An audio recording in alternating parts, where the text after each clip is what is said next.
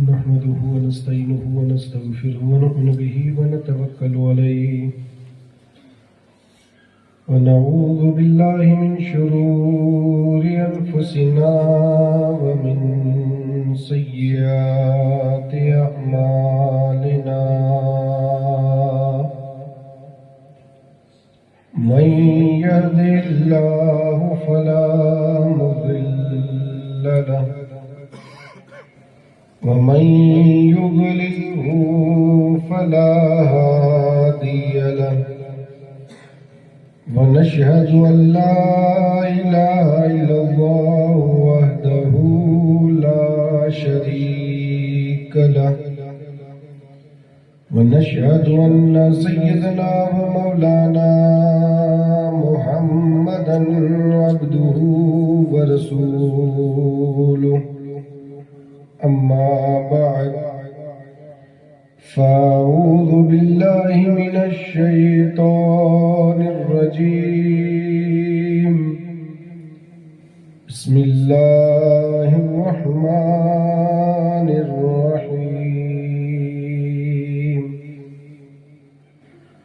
ومن يتق الله يجعل له مخرجا ويرزقه من حيث لا يحتسب آمنت بالله صدق الله العظيم وصدق رسوله النبي الأمين الكريم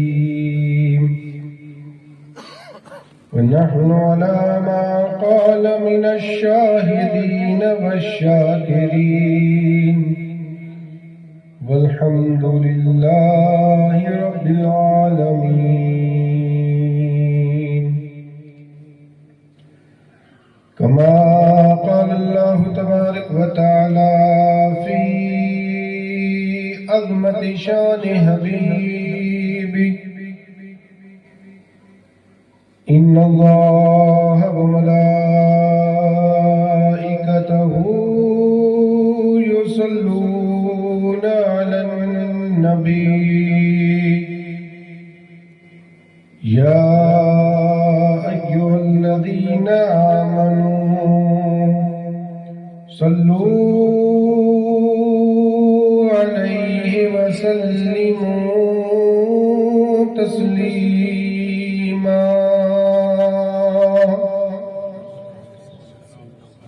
اللهم صل على سيدنا ونبينا وحبيبنا ومولانا محمد وعلى آل سيدنا ومولانا محمد وبارك وسلم صلاة وسلاما عليك يا رسول الله صلاة وسلاما عليك يا حبيب الله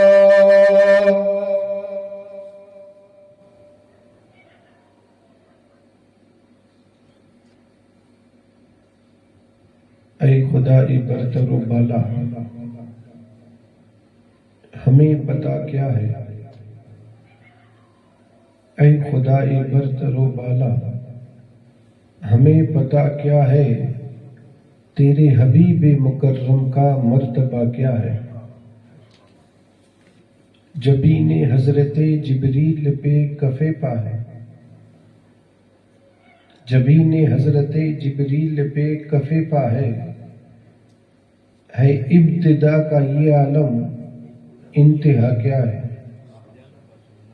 کوئی بلال سے پوچھے کوئی خبیب سے سمجھے کوئی بلال سے پوچھے کوئی خبیب سے سمجھے سزائے الفت سرکار کا مزہ کیا ہے سمجھ لو عہد رسالت کے جانثاروں سے سمجھ لو عہد رسالت کے جانثاروں سے یہ صدق کیا ہے صفا کیا ہے اور وفا کیا ہے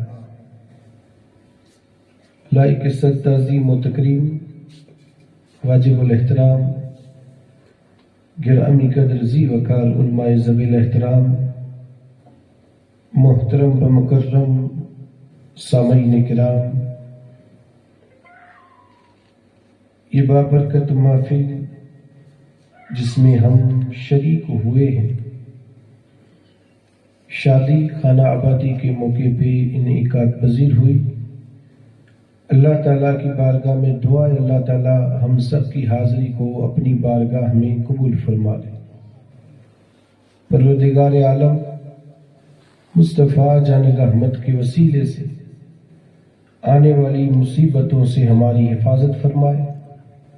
اللہ تعالیٰ دلہا اور دلہن کو ایک اور نیک بننے کی توفیق رفیق عطا فرمائے۔ اللہ تعالیٰ ان دونوں کے بیچ میں حضرت علی اور حضرت فاطمہ جیسی محبت عطا فرمائے۔ اللہ تعالیٰ حسنین کریمین جیسی اولاد عطا فرمائے۔ اللہ تعالیٰ مجھے سمجھانے، آپ کو سمجھنے، ہم سب کو اس پہ عمل کرنے کی توفیق رفیق عطا فرمائے۔ خطبہ مسنہ کے بعد قرآن مجید اور فرقان حمید کی ایک آیہ کریمہ کا جز تلاوت کرنے کا شرف حاصل کیا۔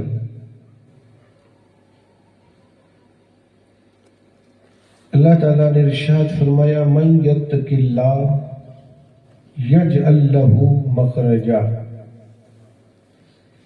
جو اللہ تبارک و تعالیٰ سے ڈرتا ہے یا ڈرے گا، اللہ تبارک و تعالیٰ اس کے لیے راستہ بنا دے گا۔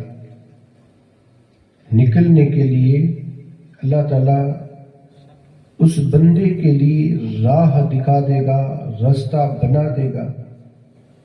کس بندے کے لیے؟ جو رب سے ڈرتا ہے۔ وَيَرْزُقْهُ مِنْ حَيْثُ لَا يَحْتَسِبُ، اور اسی بندے کے لیے اللہ تعالیٰ وہاں سے رزق عطا کرے گا جہاں اس بندے کا خیال بھی نہیں ہوگا۔ یہ آیہ کریمہ کے ترجمے کا مفہوم جو آپ حضرات کی سماعتوں کے حوالے کیا۔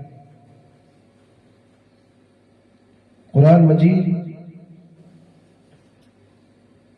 ہماری ہدایت کے لیے اللہ رب العزت نے ہمارے نبی پہ نازل فرمایا۔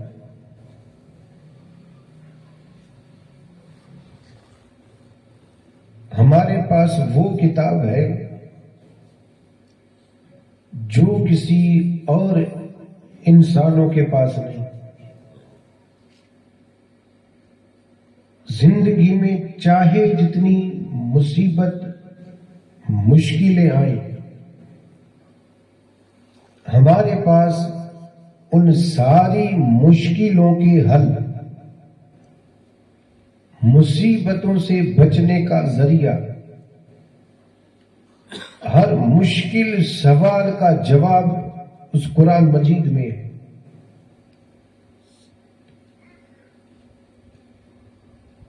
اب ہمیں کرنا یہ ہے،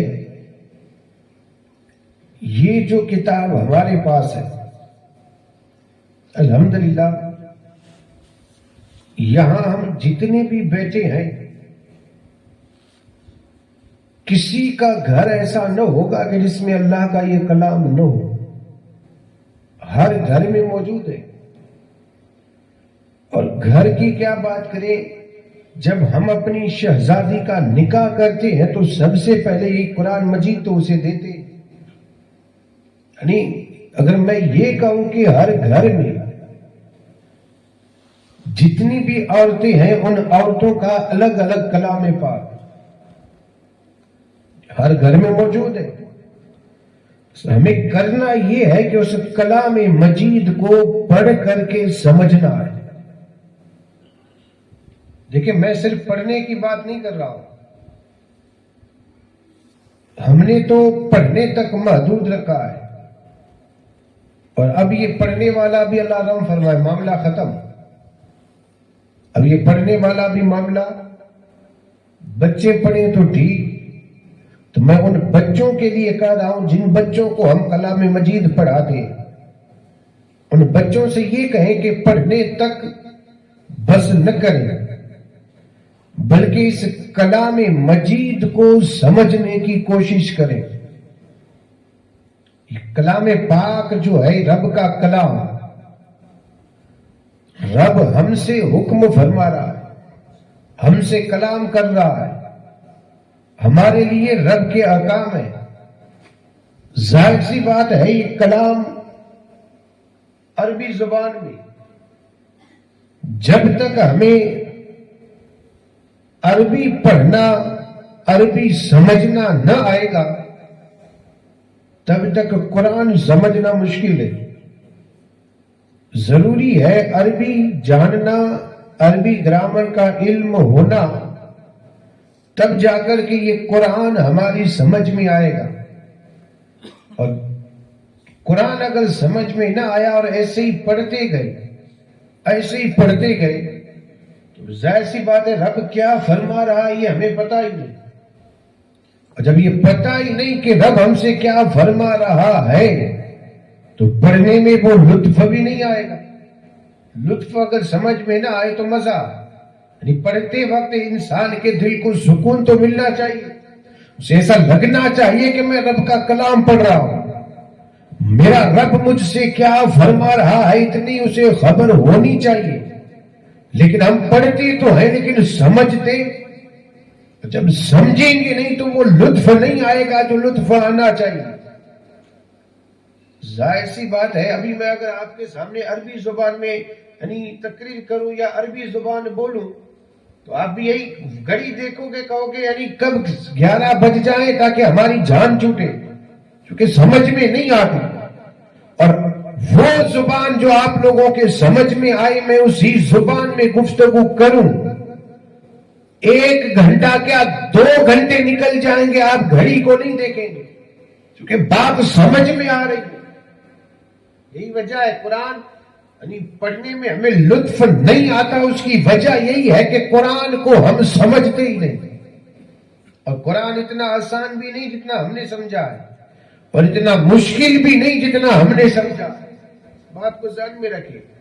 بس عربی کے قاعدے ہمارے ذہن میں ہو تو قرآن پڑھنا بھی آسان، اور عربی کا ترجمہ اگر آ جائے اور اگر نہ بھی آئے تو اتنا تو کرے کنز الایمان. الحمدللہ کنز الایمان، ایمان والوں کے لیے خزانہ، یہ اعلیٰ حضرت کا لکھا ہوا. اسی کنز الایمان میں اس کا ترجمہ بھی دیکھیں، اس کی تفسیر بھی دیکھیں، تب جا کر کے قرآن سمجھ میں آئے گا. یہ قرآن ہے، رب کا کلام ہے. ہم یہ سمجھتے ہیں کہ بس پڑھ لیا ہو گیا، نہیں. اپنے بچوں کو پڑھنے تک بس نہ کرے، ان بچوں سے کہے کہ اس قرآن کو سمجھنا ہے، تو بھی سمجھ پھر ہمیں بھی سمجھا. سورہ فاتحہ کا ترجمہ کیا ہے، سورہ فاتحہ میں رب کیا فرما رہا ہے.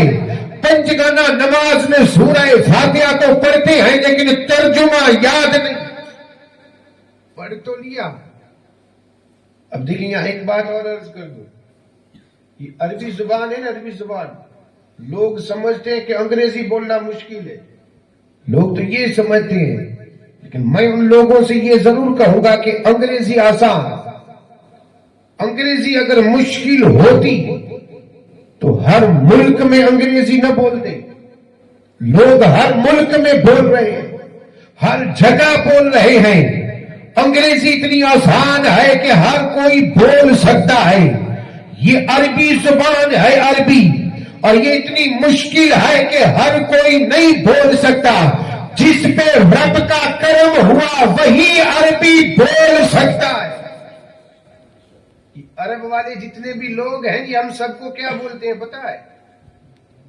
یہ سارے عربی، یعنی عرب علاقے کے علاوہ جتنا بھی علاقہ ہے ان سارے علاقے والوں کو یہ عربی لوگ اجمی بولتے ہیں. اجمی، اجم کا معنی ہے گنگا، یعنی وہ ہمیں گنگا، اور گنگا اس لیے کہتے ہیں کہ ہمیں عربی زبان بولنا نہیں آتا.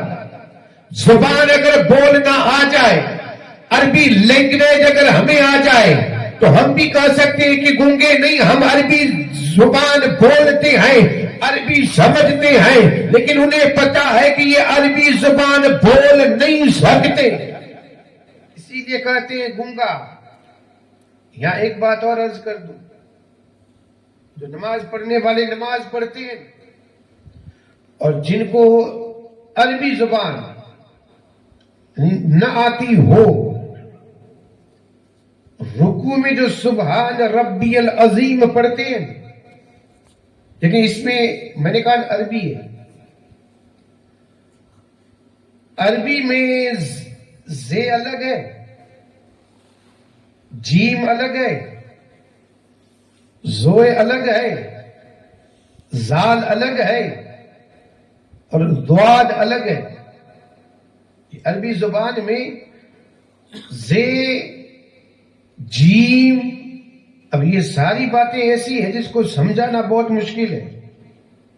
یہ جو اس کو سمجھانے کے لیے الگ سے محفل ہونی چاہیے اور ایک ایک کو بلا کر کے پھر بتایا جائے کہ جیم یہاں سے ادا ہوتا ہے، زال یہاں سے ادا ہوتا ہے، زا جس کو زے ہم بولتے ہیں یہ یہاں سے، پھر زوئے، یہ سارے مخارج الگ الگ ہیں۔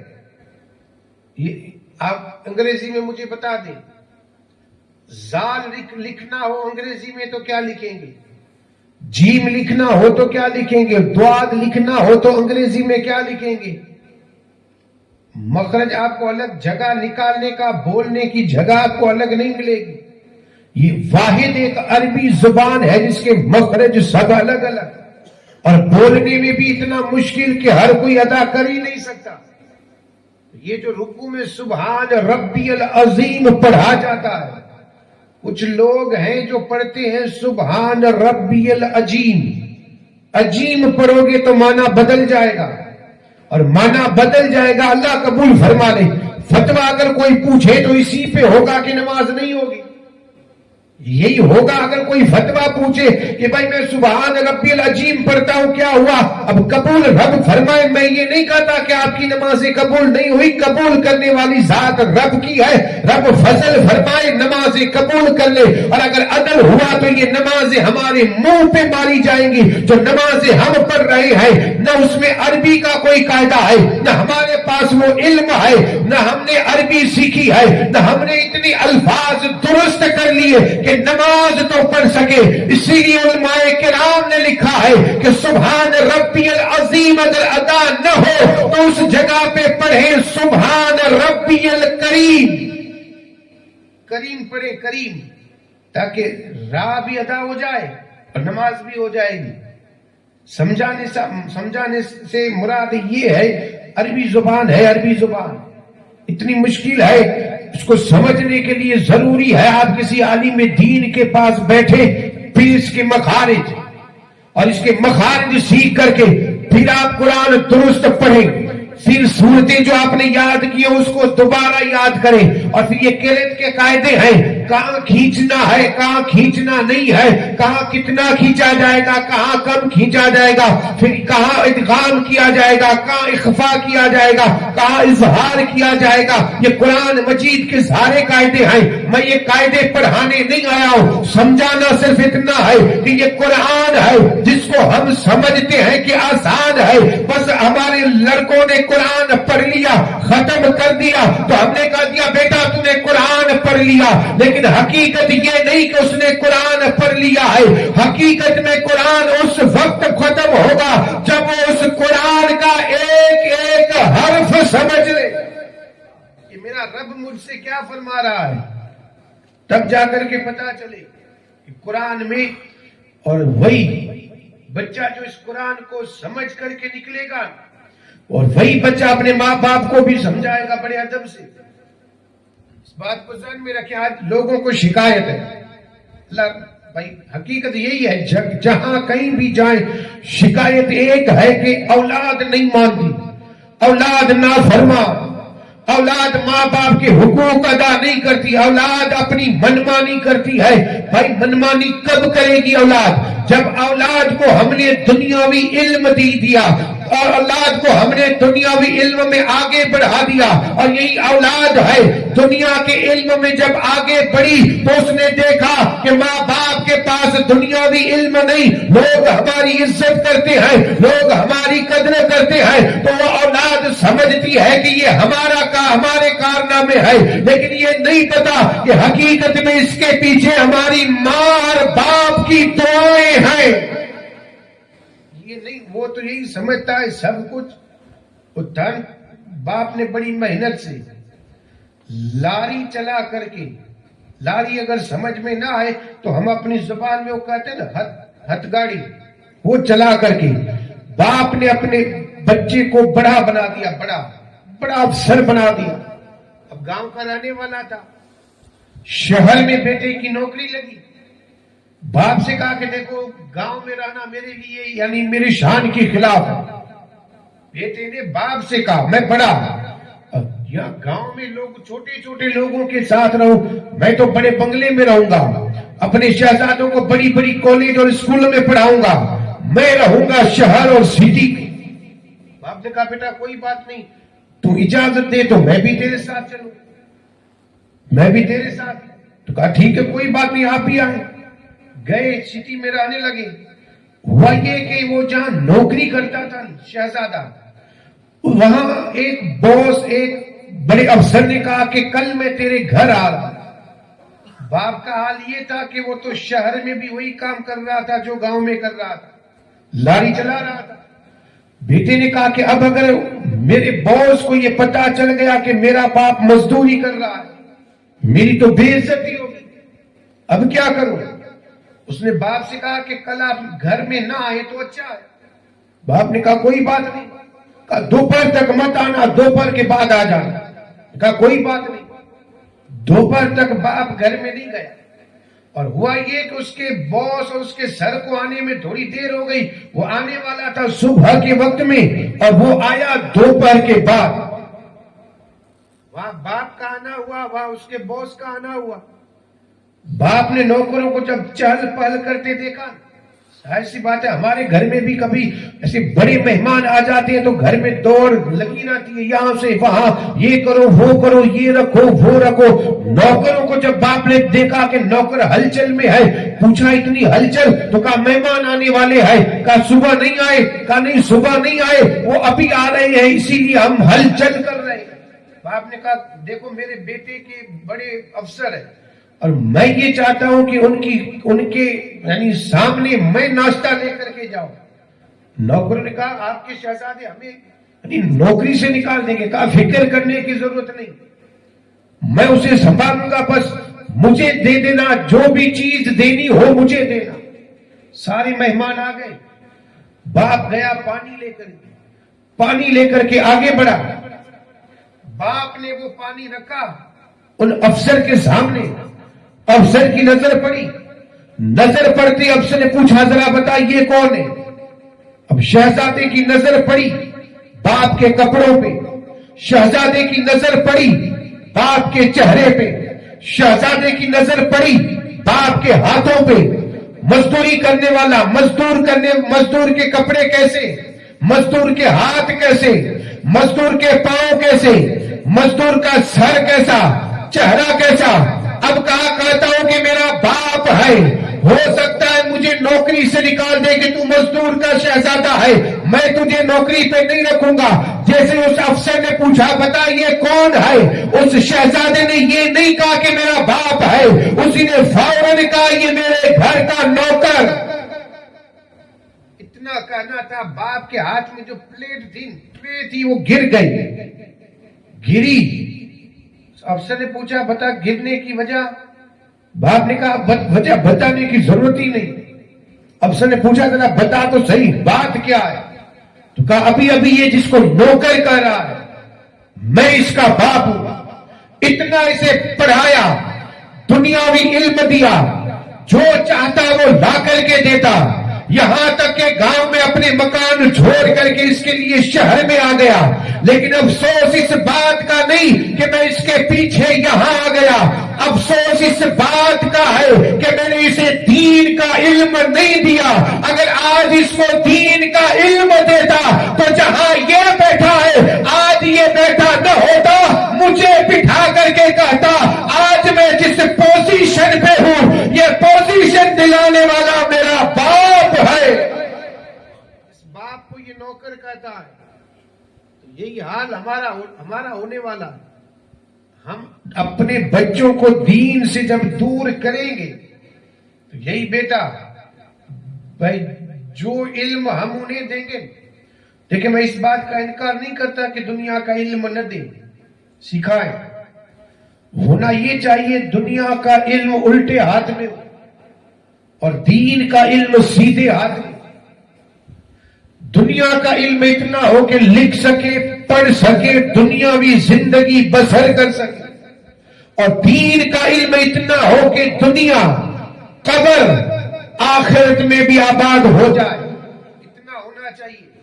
دین کا علم، دنیا کا علم قبر تک، اور دین کا علم دنیا والے جو علم دیں گے ان کے پاس کوئی اچھا رہبر نہیں، وہ تمہیں صرف سکھائیں گے، کتابوں سے پڑھائیں گے، کتابوں میں جو لکھا ہے وہی بتائیں گے، لیکن دین کا علم پڑھو گے تو مصطفیٰ جان رحمت کی زندگی تمہارے سامنے ہوگی۔ قرآن میں رب نے فرمایا لَقَدْ كَانَ لَكُمْ فِي رَسُولِ اللَّهِ أُسْوَةٌ حَسَنَةٌ، رب نے فرمایا محبوب کی زندگی تمہارے لیے بہترین نمونہ۔ دنیاوی علم میں ایسا کوئی نمونہ نہیں ہے، دین کے علم میں ہوگا تو دین کا علم سکھائیں، دین کا علم ہوگا تو بیٹا ماں باپ سے بات کرنے میں ڈرے گا، ضروری ہے۔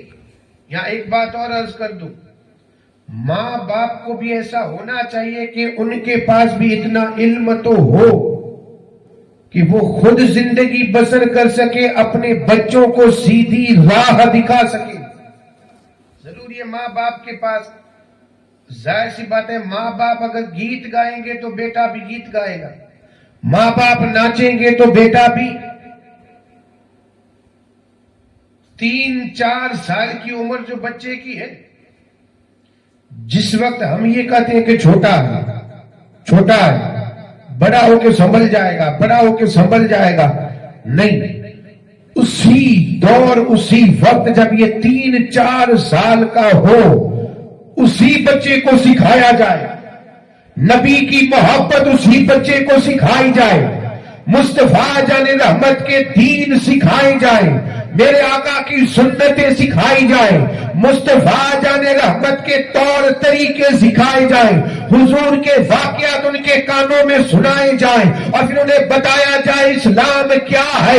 وہ دور ہوتا ہے، اسی دور میں ہم اپنے بچوں کو بلی سے ڈرواتے ہیں، اسی دور میں کتے سے ڈراتے ہیں، کہتے ہیں سو جا ورنہ کتا آئے گا، سو جا ورنہ بلی آئے گی، اور یہی بچہ جب بڑا ہوتا ہے تو بلی کو دیکھ کر کے ڈرتا ہے، یہی بچہ بڑا ہو کر کے کتے سے ڈرتا ہے۔ اگر اسی بچے کے سینے میں بچپن ہی سے محبت رسول ڈال دیتے تو بڑا ہو کر کے وہ اللہ کے سوا کسی سے ڈرتا نہیں۔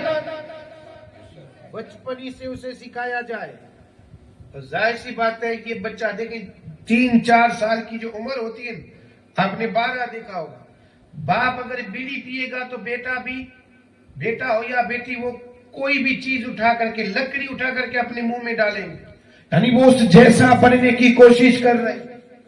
یہی ماں باپ اگر نمازی ہو تو آپ نے یہ بھی آپ نے دیکھا ہوگا کہ ماں مصلی بچھائے، 3 سال کا بیٹا دیکھ رہا، ماں نے مصلی سمیٹ کر کے رکھ دیا، پھر یہی بچہ ایک دن مصلی اٹھا کر کے خود نماز پڑھ رہا، حالانکہ اسے پتا نہیں کہ یہ نماز ہے، ماں جو پڑھ رہی ہے وہ نماز تھی، لیکن یہ اور سجدہ بھی کیسا کرے گا، فوراً سو جائے گا۔ یہ حال ہے، جیسے ماں باپ ویسی اولاد۔ اب دیکھ لے تسبیح پڑھتی ہوگی ماں یا باپ، تسبیح کو رکھ دیا اس نے، یہ خود کام کر رہی ہے، بیٹے نے اٹھایا، پڑھے گا کچھ نہیں، نقل ضرور کرے گا، وہ بھی اس تسبیح کے دانے کو گھمائے گا، پھرائے گا، اور پھر وہ ہونٹ ہلائے گا، ماں پوچھے گی، ماں کہے گی بیٹا اللہ، تو وہ بھی کہے گا اللہ اللہ لا الہ الا اللہ۔ سب سے پہلے بچے کی زبان کھلے اور زبان سے بولنے لگے تو آپ اس کو ہائے ہلو نہ سکھائیں، سب سے پہلے سکھائیں لا الہ الا اللہ بچوں کو یہ ساری چیزیں بچپن ہی سے سکھائی جائے، اور اس وقت جو بچے کو سکھایا جاتا ہے آخری تک یاد رہتا، کیونکہ اس وقت اس کا دماغ، اس کا ذہن اتنا طاقتور ہوتا ہے کہ ساری چیزوں کو اپنے ذہن میں بٹھاتا ہے. تو بچپن ہی سے ہم اسے نمازی، اور میرے آقا کا طریقہ یہی، تو اسی لیے تو میرے آقا نے فرمایا 7 سال کی اولاد ہو تو نماز کا حکم دیں، 10 سال کے ہو جائے تو پھر اسے مار کر کے نماز پڑھائے. میرے آقا تاجدار مدینہ کی تعلیم ہے، مصطفیٰ جان رحمت کا دیا ہوا دین اسلام ہے. میرے آقا تاجدار مدینہ کو نماز سے کتنی محبت ہے کہ 10 سال کی اولاد ہو نماز نہیں پڑھتی تو مار کر کے پڑھائے. لیکن پڑھائے گا کون؟ جو خود پڑھتا ہوگا. اب خود فجر میں سویا ہے بیٹا اٹھے گا، اور باپ کچھ تو ایسے بھی ہے جو نماز پڑھتے ہیں لیکن اولاد کو نہیں اٹھاتے، اور نہ اٹھانے کی وجہ جب پوچھی جائے تو کہتے رات کو دیر سے آیا تھا. اللہ نہ کرے اگر گھر میں آگ لگ جائے تو اس وقت بھی کیا یہی کہیں گے کہ سونے تو رات کو دیر سے آیا تھا؟ اس وقت تو فوراً اٹھاتے ہیں، آدھا گھنٹہ ہی کیوں نہ ہوا اس ہونے میں اسی وقت اٹھائیں گے. تو آپ اندازہ کر لیں ہم اپنی اولاد کو دنیا کی آگ میں جلانا پسند نہیں کرتے تو جہنم کی آگ میں کیسے پسند کریں گے؟ بچائیں. قو انفسکم واہلیکم نارا، قرآن مجید کی آیت ہے. اگر ترجمہ آپ کو یاد ہو تو ٹھیک، ورنہ آپ خود سمجھ لیں اس کا ترجمہ کیا ہوگا. بھائی قرآن ہر کوئی پڑھا ہوگا، پڑھ تو لیا ہوگا، ایک مرتبہ ضرور پڑھا ہوگا. تو یہ قو انفسکم واہلیکم نارا قرآن کی آیت ہے، پڑھ تو لیا لیکن سمجھیں گے کب؟ جب اس عربی کو جانیں گے، عربی گرامر، عربی قانون جتنے بھی ہیں وہ سارے ذہن میں ہوں گے، تب پتہ چلے گا کہ رب فرماتا ہے کہ تم بھی بچو. قو انفسکم، تم بھی بچو، واہلیکم، اپنی اہل عیال کو بھی بچاؤ، نارا، جہنم کی آگ سے. قرآن ہے. قرآن صرف پڑھنے تک بس نہ کرے، یہی قرآن ہم اگر ہماری اولاد کے سینے میں ڈال دیں. اچھا یہاں ایک بات اور عرض کر دوں، تاریخ پڑھ لیں. تاریخ غریب نواز نے 14 پارے جو حفظ کیے تھے کیسے کیے تھے؟ والدہ سے سن کر. سب سے بڑا مدرسہ جو ہے وہ ماں ہے. ماں. اسی لیے تو میرے آقا تاجدار مدینہ نے فرمایا کہ لڑکے کے لیے لڑکی یا لڑکی کے لیے لڑکا دیکھو. دنیا والے 4 چیزیں دیکھ کر کے نکاح کرتے ہیں، تم دین کو ترجیح دینا، دین دار دیکھنا، دین والی ہوگی تو اولاد بھی دین دار پیدا ہوگی.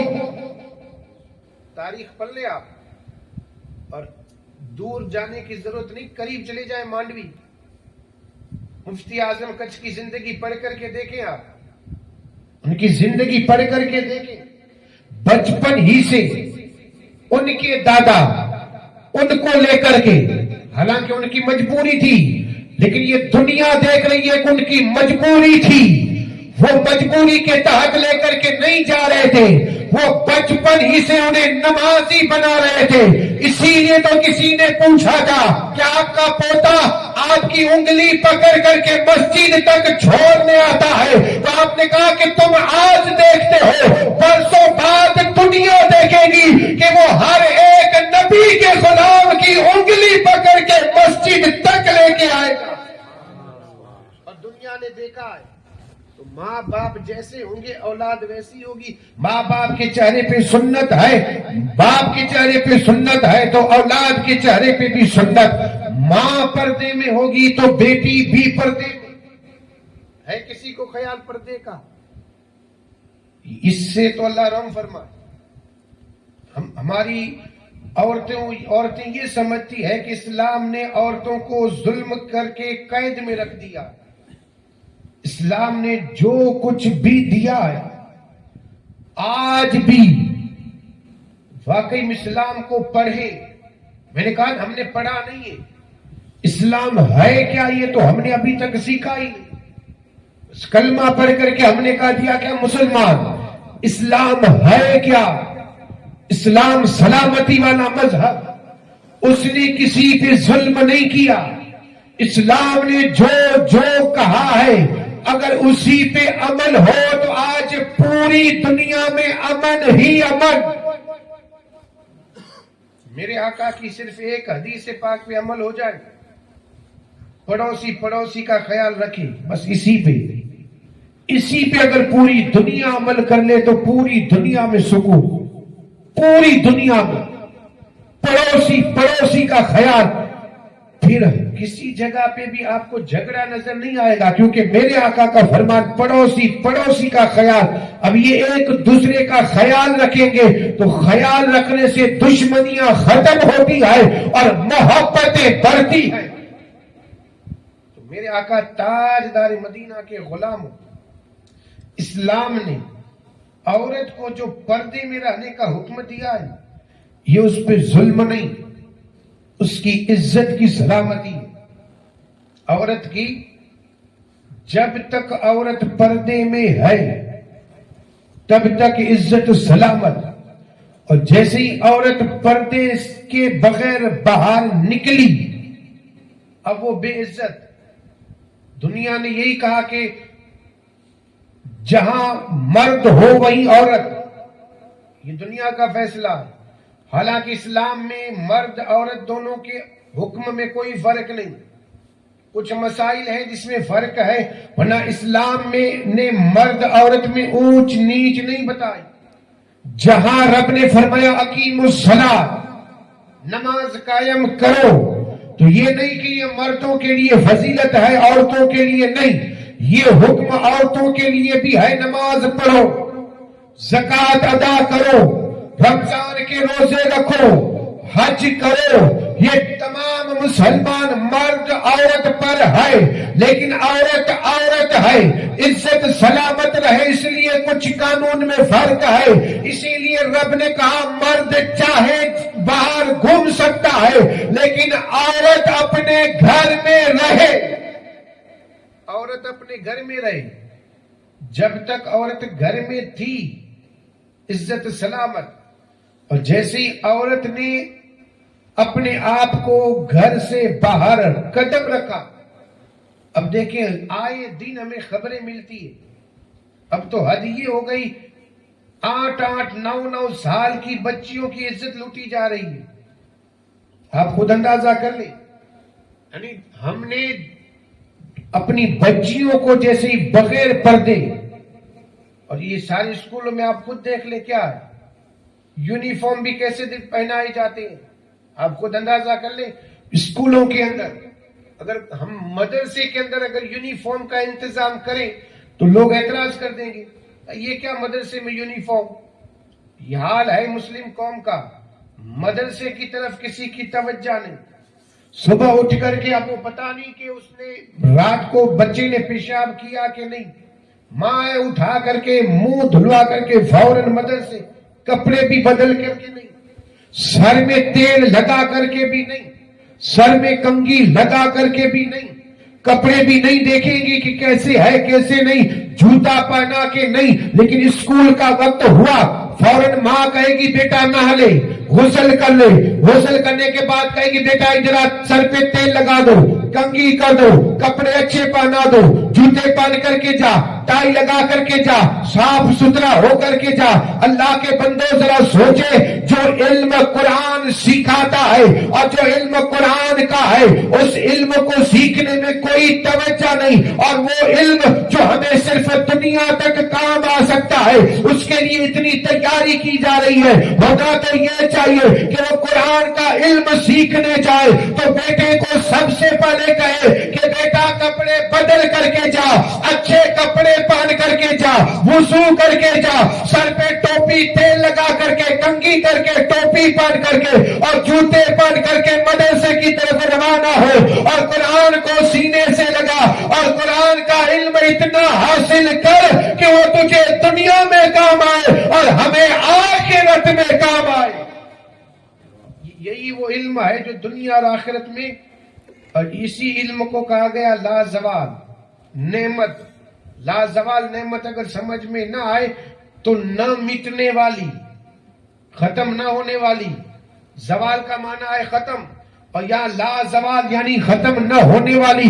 یہ دنیا میں بھی، قبر میں بھی، میدان حشر میں بھی ایک عالم دین اپنے خاندان کے 70 لوگوں کی مغفرت کروا کر کے جنت میں لے کے جائے گا. علم کی فضیلت ہے. قرآن کا علم سکھائیں بچوں کو. جب قرآن پڑھنا آ جائے گا تب جا کر کے بچے آگے بڑھیں گے. اور پھر نہ ماں باپ کو یہ شکایت ہوگی کہ بچے ہماری نافرمانی کرتے ہیں، اور نہ اولاد کو یہ شکایت ہوگی کہ ہمارے ماں باپ نے ہمیں کچھ نہ دیا. ورنہ افسوس تو ہوتا ہے. اب کوئی بتائے یا نہ بتائے، ماں باپ کا جب انتقال ہوتا ہے تو اولاد کو اتنا افسوس تو ہوتا ہے کہ نماز جنازہ میں دعا نہیں پڑھ سکا. ہونا تو یہ چاہیے کہ بیٹا باپ کا جنازہ پڑھائے، ماں کا پڑھائے. ہونا تو یہ چاہیے کہ بیٹی ماں باپ کے لیے دعائیں مغفرت کرتی رہے. ہمارا حال یہ ہے، موت یعنی سکرات کا عالم جسے کہتے ہیں، روح جلدی نہیں نکلتی. میرے آقا نے سارے طریقے بتا دیے، شریعت نے، مصطفیٰ نے سارے طریقے. اگر جس کی روح نہ نکلتی ہو، تکلیف زیادہ ہو، تو ہمیں حکم یہ دیا گیا سورہ یاسین پڑھے، روح نکلنے میں آسانی ہوگی. اور پھر آپ کہیں اپنے بیٹے کو سورہ یاسین پڑھ کر کے دیکھ. بیٹا کیا کرتا ہے؟ سب سے پہلے آتا ہے مولوی کے پاس. اب آپ خود اندازہ کر لیں کہ جس مولوی کے بارے میں ہم یہ کہتے ہیں کہ اس مولوی کو آتا کیا ہے؟ کچھ نہیں آتا، دنیا کی کچھ خبر نہیں. وہی ہمارے ماں باپ کی روح نکلے، آسانی سے نکلے، وہی ذریعہ وہ جانتا ہے. نماز جنازہ پڑھانا وہ جانتا ہے، تیجے کی فاتحہ وہ دے گا، قبرستان میں 10 محرم کو وہ فاتحہ دیتا ہے. ہم کیا کرتے ہیں؟ جس کو کچھ نہیں آتا وہ سب سے آگے. اتنا تو علم اپنے بچوں کو دے، خود کی زندگی بسر کر سکے. زندگی سے مراد دیکھیں، یہاں ایک بات عرض کر دوں. میں نے یہی تو بتایا کہ دنیا کا علم ضرور ہے، لیکن دنیا کے علم کے ساتھ آپ کو رہبر نہیں ملے گا. دین کا علم ہے، دین کے علم کے ساتھ رہبر بھی مل رہا ہے. میرے آقا تاجدار مدینہ مصطفیٰ جان رحمت کا طریقہ ہمارے لیے بہترین طریقہ ہے. اور یہ طریقہ بتائے گا کون؟ یہ طریقہ دکھائے گا کون؟ وہ 1500 سال پہلے تھے. تو رب نے کہا فکر کرنے کی ضرورت نہیں، میرے محبوب کی امتی ہے، اور اس امتی کے لیے میں نے نبوت کا دروازہ اگرچہ دنیا کے لیے بند کر دیا ہے، لیکن اس امت کے لیے ولایت کا دروازہ کھول رہا ہوں. اور ایک ایک ولی بھیجوں گا، اس ولی کی زندگی دیکھ لے، نبی کی زندگی یاد آئے. اسی لیے تو کہا جاتا ہے ولایت نبوت کا عکس ہے. عکس اگر سمجھ میں نہ آئے تو آپ آئینہ سامنے رکھیں اور اس آئینے میں اپنا چہرہ دیکھیں. ایک خود آپ ہوں گے، دوسرا آپ کا عکس ہوگا. عکس، یہ عکس ہے، نبوت کے عکس ہے ولایت. نبوت کا عکس یعنی یہ ہے کہ نبی سے جو چیز صادر ہو اسے کہتے ہیں معجزہ، اور وہی چیز اگر ولی سے صادر ہو تو اسے کہتے ہیں کرامت. یہی ہے وہ معجزہ، یہ کرامت. معجزہ کرامت، ولی سے ہو تو کرامت، نبی سے ہو تو معجزہ. اور کوئی میرے جیسا بتائے تو پھر اس کو کرامت نہ سمجھے، وہ کرامت نہیں ہوتی. وہ لوگ جادو سیکھ کر کے آتے، اسی کا نام کرامت نہیں. تو خیر عرض یہ کر رہا تھا، نبی کی سنتیں، نبی کی سنتوں کو اپنی زندگی میں اتاریں. اور قرآن کا اتنا علم ہونا چاہیے کہ بیٹا اپنی زندگی بسر کر سکے. خرید و فروخت کرنی ہو تو شریعت کی ضرورت پڑے گی. بھائی آپ دنیا کے اعتبار سے اگر خرید و فروخت کریں تو اس میں ہو سکتا ہے جھوٹ بولیں. شریعت نے ایسا بتایا ہے جس میں جھوٹ بولنے کی کوئی گنجائش نہیں. زندگی میں میرے آقا تاجدار مدینہ نے مختصر سی زندگی میں سارے عمل کر کے بتا دیے. قیامت تک اب کوئی نبی نہیں آئے گا. میرے آقا تاجدار مدینہ نے قیامت تک آنے والے انسانوں کے لیے وہ طریقہ دیا ہے جو طریقہ کسی اور کے پاس ہے ہی نہیں، وہ طریقہ ہمارے پاس ہے۔ تو سارے طریقے قرآن ہے، قرآن کو سمجھیں، سمجھ کر کے پڑھیں، پڑھ کر کے پھر اس پہ عمل کریں کہ ہمارا رب ہم سے کیا فرما رہا۔ یہ جو آیت کریمہ میں نے پڑھی، اس آیت کریمہ میں رب نے کیا فرمایا؟ دیکھیں ہمارے لیے آسان، جس کے لیے ہم رات اور دن محنت کرتے ہیں وہ چیز ہمیں نہیں ملتی۔ یا رب نے کیا فرمایا؟ من یتق اللہ یجعل لہ مخرجا ویرزقہ من حیث لا یحتسب۔ قرآن مجید کی آیت کا جز ہے، اور اس آیت کریمہ کی روزانہ تلاوت کرتے رہے، پڑھتے رہے، اور پھر اسی پہ عمل کرتے رہے۔ جو اللہ سے ڈرے گا اللہ تعالیٰ اس کے لیے رستہ بنا دے گا، اور اللہ تعالیٰ اس کو وہاں سے رزق دے گا جہاں سے اس کا گمان بھی نہ ہو، خیال بھی نہ ہو، اللہ وہاں سے رزق عطا کرے گا۔ کس کو؟ شرط ہے کہ رب سے ڈرے، بس ایک شرط ہے، رب سے۔ ہر انسان یہی چاہتا ہے۔ انسان کیا چاہتا ہے؟ کہ میں جہاں پھنسوں وہیں سے نکل جاؤں، انسان یہی چاہتا ہے۔ دوسرا انسان یہ چاہتا ہے کہ مجھے رزق ملتا رہے۔ بس دو ہے انسان، ایک یہ ہے کہ میں پھنس جاؤں تو نکل جاؤں، دوسرا مجھے رزق ملتا رہے۔ بس رات اور دن محنت اسی لیے تو کیا کرتا ہے کہ مجھے رزق ملے، مال ملے، دولت ملے۔ یہ کب ملے گا؟ تو رب نے فرمایا جو رب سے ڈرے گا میں اس کے لیے رستہ بھی بنا دوں گا نکلنے کا، اور میں اس کو وہاں سے رزق دوں گا جہاں سے اس کا خیال بھی نہ ہو۔ ایک بزرگ تھے، ایک بزرگ 5ویں صدی کے، ابو بکر بن عبد الباقی۔ یہ بزرگ یہ رہتے تھے مکے میں۔ میں اس بات کی دلیل دے رہا ہوں کہ جو اللہ سے ڈرے گا اللہ تعالی اس کے لیے رستہ بھی بنا دے گا، اور اس کو وہاں سے رزق دے گا جہاں سے اس کا خیال بھی نہ ہو۔ اس بات کو ذہن میں رکھیں، اللہ تبارک و تعالی وہاں سے جہاں اس کا، اس بات کی دلیل دے رہا ہوں، ایک یہ کہ وہ پھنستا ہے تو رب نکالتا ہے، اور وہاں سے رزق جہاں اس کا خیال بھی نہ ہو۔ ابو بکر بن عبد الباقی رہتے تھے مکے میں۔ مکے میں رہنا بھی خوش قسمت کی بات ہے، یعنی امن والا شہر، وہ شہر جس شہر کی جگہ جگہ پہ رب کی رحمت برستی ہے۔ وہاں ہم تو جانا بھی اپنے آپ کو خوش قسمت سمجھتے ہیں، وہ تو وہاں رہتے تھے۔ اب مکے کی گلی سے نکلے، دیکھا کہ رستے میں ایک تھیلی پڑی ہوئی، ہرے رنگ کی ریشمی کپڑے کی تھیلی، داغے سے بندھی ہوئی۔ آپ نے اس تھیلی کو اٹھا لیا، تھیلی کو اٹھا لیا، داغا کھولا، کھول کر کے دیکھا تو بیش قیمت ہار۔ ابو بکر بن عبد الباقی، ان کا حال یہ تھا کھانے پینے کے معاملے میں فاقے پر فاقہ، اور فاقے پر فاقہ اگر سمجھ میں نہ آئے تو فاقہ کہتے ہی اس کو ہے کہ گھر میں کھانے کے لیے اناج نہ ہو، کھانے کا وقت ہوا اور گھر میں کھانے کے لیے اناج نہ ہو، یہ ہے فاقہ۔ ایک ہوتا ہے بھوکا، کہ گھر میں اناج تو ہے لیکن وہ بھوکا ہے، پکانے والا کوئی نہیں، یہ اناج ہے لیکن پکانے والا ہے، بھوکا۔ ایک ہے فاقہ، فاقہ اسے کہتے ہیں کہ گھر میں کھانے کا وقت ہوا، گھر میں اناج نہ ہو، اور ان کا یہ فاقہ اختیاری تھا۔ اب اختیاری فاقہ کسے کہتے ہیں؟ اختیاری فاقہ اسے کہتے ہیں کہ یہ اگر چاہے تو کسی اور سے مانگ کر کے لے آتے، لیکن یہ اس کو پسند نہیں کرتے کہ میں جاؤں اور لے کر کے آؤں۔ اختیاری فاقہ یہ ہے کہ یہ پسند ہی نہیں کرتے ہیں کہ میرا رب مجھے جس حال میں رکھے اس حال میں رہوں، اسی کا نام ہے اختیاری فاقہ۔ اور یہاں صرف میں ایک مرتبہ فاقہ نہیں کہا، میں نے کہا فاقے پر فاقہ.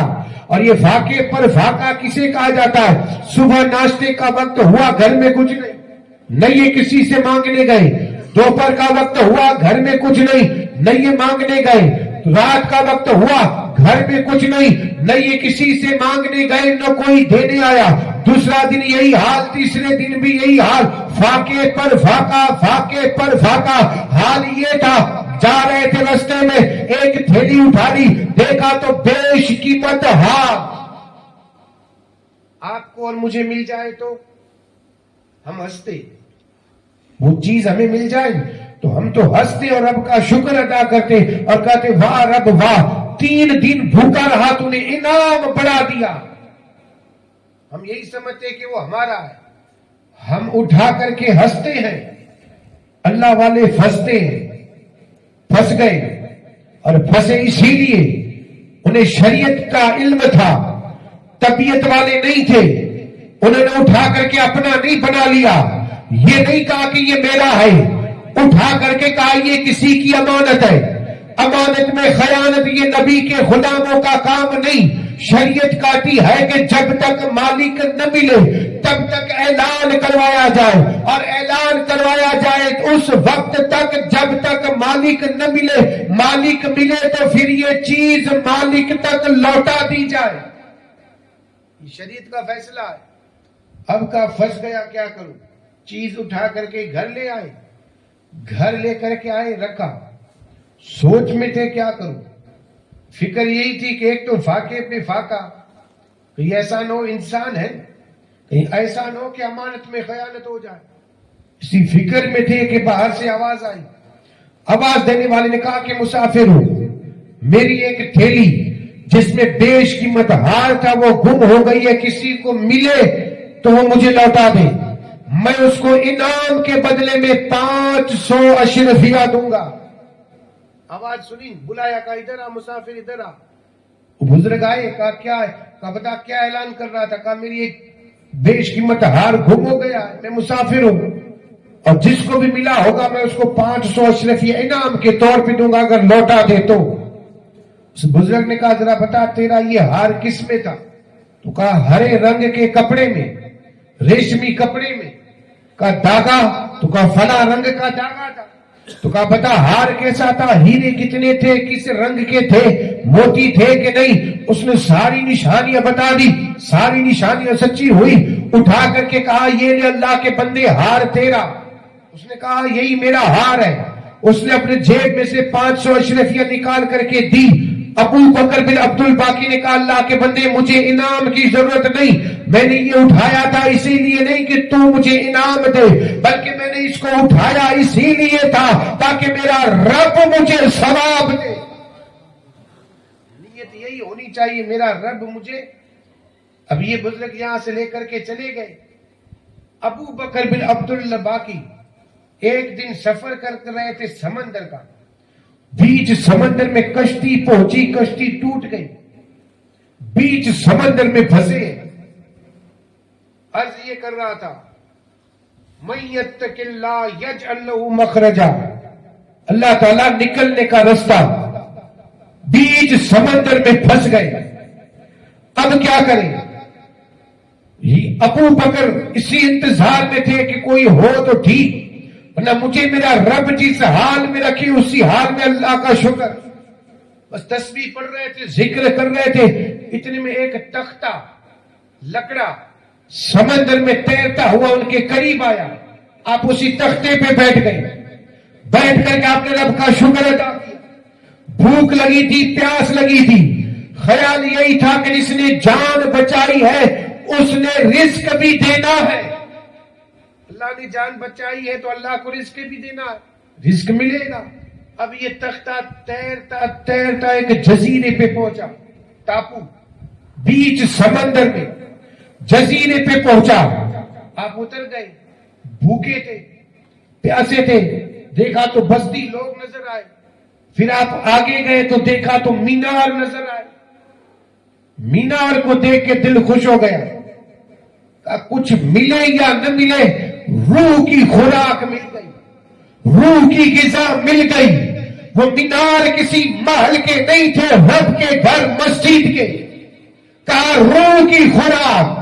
چلے گئے مسجد میں، بیٹھ گئے کونے میں، قرآن پڑھتے رہے. نماز کا وقت ہوا، لوگ نماز پڑھنے کے لیے آئے، دیکھا کہ یہ قرآن پڑھ رہا ہے. قرآن. لوگوں نے کہا آپ کون؟ تو کہا میں مکے میں رہنے والا ابو بکر بن عبد الباقی، سمندر میں سفر کر رہا تھا، یہاں تک پہنچاؤ، مسجد دیکھا تو آ گیا، اب میں یہی رہوں گا، پھر آگے سفر کا سوچوں گا. تو کہا ابھی آپ پڑھ رہے تھے، یہ کیا قرآن تھا؟ کہا ہاں قرآن. کہا آپ کو قرآن پڑھنا آتا ہے؟ کہا مجھے آتا ہے. تو کہا ہمیں بھی سکھائیں، ہمیں بھی سکھائیں. اب آپ نے لوگوں کو قرآن سکھایا. تھوڑے دنوں کے بعد آپ کچھ لکھ رہے تھے. لوگوں نے کہا کہ آپ کاتب بھی ہو؟ کہا الحمدللہ میں کاتب بھی ہوں، لکھنا بھی جانتا ہوں. تو کہا ہمیں یہ رائٹنگ بھی سکھاؤ، رائٹنگ کتابت سکھاؤ. اب لوگوں کو یہ سکھایا، قرآن، رائٹنگ. لوگ سیکھتے اور لوگ ان کو ہدیہ دے رہے تھے. ہدیہ جو سکھاتے اس کے بدلے میں ہدیہ. ہدیے اتنے جمع ہو گئے کہ یہ ابو بکر بن عبد الباقی اسی شہر میں سب سے بڑے رئیس بن گئے. یجعل لہ مخرجا وَيَرْزُقُهُ مِنْ حَيْثُ لَا يَحْتَسِبُ. یہ ہے وہاں سے اللہ نے انہیں رزق دیا جہاں ان کا خیال بھی نہیں. رہتے تھے مکے میں، جا رہے تھے کہیں اور. کیا ان کے دماغ میں یہ تھا کہ کشتی ٹوٹے گی، سمندر میں پھنس جاؤں گا، تختہ ملے گا، جزیرے پہ پہنچوں گا، دولت میرے پاس آئے گی، جزیرے میں سب سے بڑا امیر بن جاؤں گا؟ خیال تھا. اللہ نے وہاں پہنچایا، وہاں سے رزق دیا جہاں سے ان کا خیال.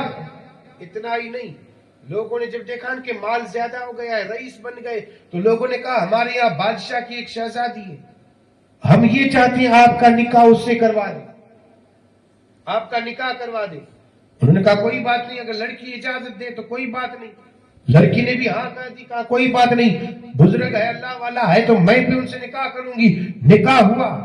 نکاح کر کے وہ لوگ دلہن کو لے کر کے ان کے سامنے لائے تو آپ کی نظر پڑی اس کے گلے پہ.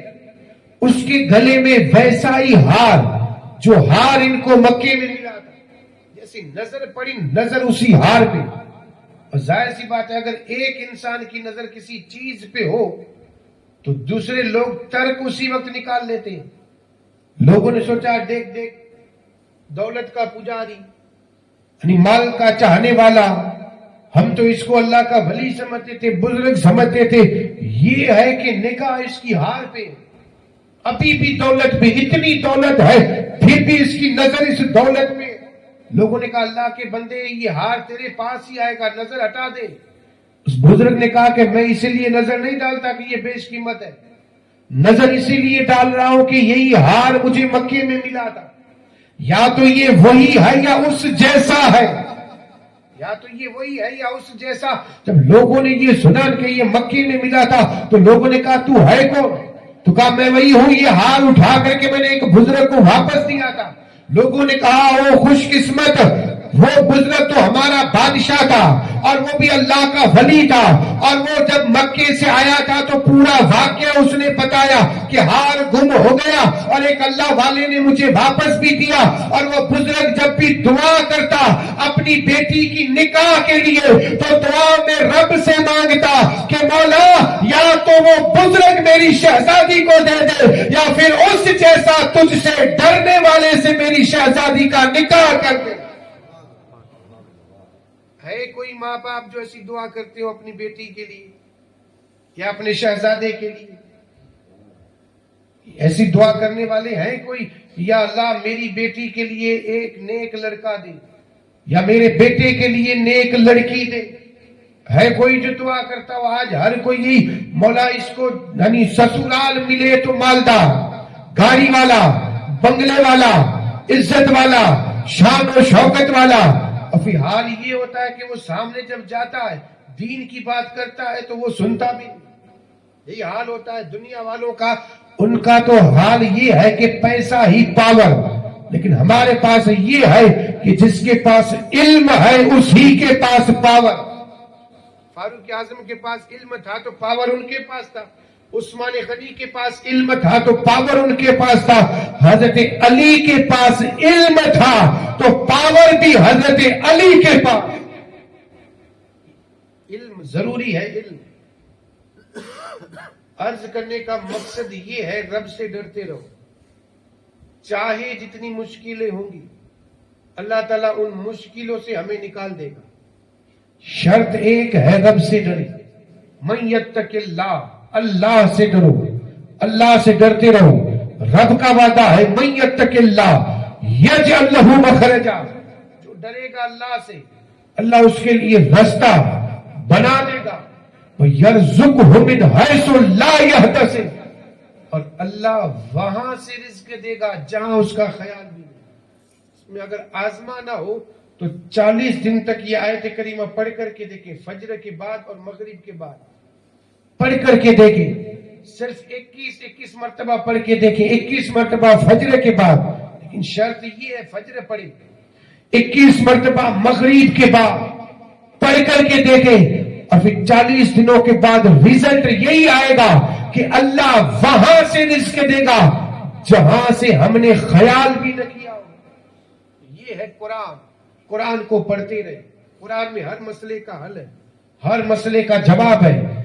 یہ الگ بات ہے کہ ہمارے پاس علم نہیں، اسی لیے ہم ہر مسئلے کا جواب نہیں دے سکتے، ورنہ حضرت علی کی تاریخ پڑھ کر کے دیکھو، وہ آیا تھا نا، ایک منافق تھا، آ کر کے اس نے کہا کہ اے علی، آپ یہ کہتے ہو کہ ہر جواب قرآن میں ہے، ہر سوال کا جواب قرآن میں ہے، کیا اس کا بھی جواب قرآن میں ہے کہ میری داڑھی میں بال کم ہے اور آپ کی داڑھی میں بال زیادہ؟ یہ بھی قرآن میں ہے؟ وجہ کیا؟ مجھے ذرا اس مسئلے کا حل قرآن سے بتا دیں، قرآن سے دیں۔ حضرت علی نے کہا ہاں اس کا بھی ذکر قرآن میں ہے، اس کا بھی ذکر۔ اب وہ تو اسی میں تھا کہ حضرت علی کوئی ایسی آیت پڑھیں گے، بھائی وہ بھی خود جانتا تھا، قرآن پڑھتا تھا، عربی جاننے والا تھا، اسے پتا ہے کہ داڑھی کا تو کوئی قرآن میں ذکر آیا ہی نہیں، یہ ہو سکتا ہے علی؟ تو کہا سنو تو صحیح، علی کون سی آیت پڑھتا ہے جس میں داڑھی کا ذکر ہے کہ نہیں؟ حضرت علی سے کہا جلدی بتا۔ حضرت علی نے کہا کہ اللہ کا قرآن مجید میں فرمان ہے کہ جو زمین اچھی ہوگی اس کی پیداوار بھی اچھی ہوگی، اور جو زمین خراب ہوگی اس کی پیداوار کبھی اچھی نہیں ہوگی۔ کہا یہ میری زمین ہے، اس کی پیداوار اچھی ہے، اور وہ تیری زمین ہے، تیری زمین خراب ہے، اسی لیے تیرے داڑھی میں بال کم ہے، اور میری زمین یہ اچھی ہے اسی لیے میری داڑھی میں بال زیادہ ہے۔ پتہ یہ چلا قرآن میں ہر سوال کا جواب ہے، لیکن اس کے لیے ضروری ہے ہمارے سینے میں قرآن کا علم ہو۔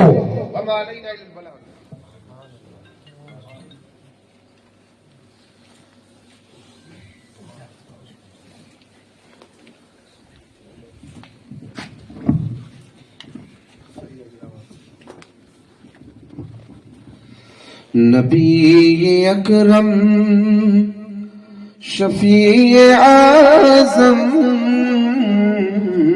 نبی اکرم شفیع اعظم، دکھ دلوں کا پیام لے لو، تمام دنیا کہ ہم صدائے، تمام دنیا کہ ہم صدائے کھڑے ہوئے ہیں، سلام لے لو نبی اکرم شفیع اعظم، نبی اکرم شفیع اعظم، دکھ دلوں کا پیام لے لو، تمام دنیا کہ ہم صدائے، تمام دنیا کہ ہم ستائے کھڑے ہوئے،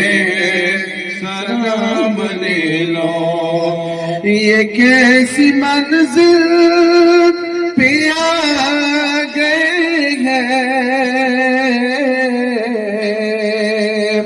نہ کوئی اپنا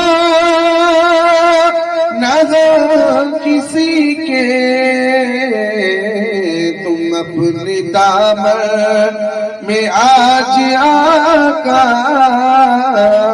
تم اپنی دامن میں آج آقا تمام اپنے غلام لے لو نبی اکرم شفیع اعظم نبی اکرم شفیع اعظم دکھ دلوں کا پیام لے لو تمام دنیا کہ ہم ستائیں تمام دنیا کہ ہم ستائیں کھڑے ہوئے سلام لے لو یہ دل میں ارمان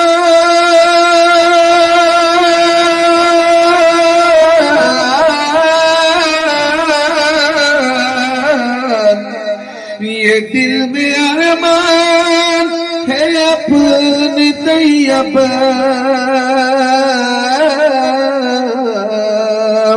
مزار اقدس پہ جا کے ایک دل سناؤ ان کو میں حال دل کا سناؤ ان کو میں حال دل کا کہوں میں ان سے سلام لے لو نبی اکرم شفیع اعظم دکھ دلوں کا پیام لے لو ان اللہ وملائکتہ یصلون علی النبی یا ایھا الذین آمنوا صلوا علیہ وسلموا تسلیما اللہم صل علی سیدنا شفیعنا حبیبنا ومولانا محمد وعلی آلہ واصحابہ وبارک وسلم یا رسول اللہ انظر حالنا یا حبیب اللہ اسم قالنا اننی فی بحر ہم مغرق خذ یدی سہلنا اشقالنا سبحان ربک رب العزت عما یصفون والسلام علی المرسلین والحمد للہ رب العالمین.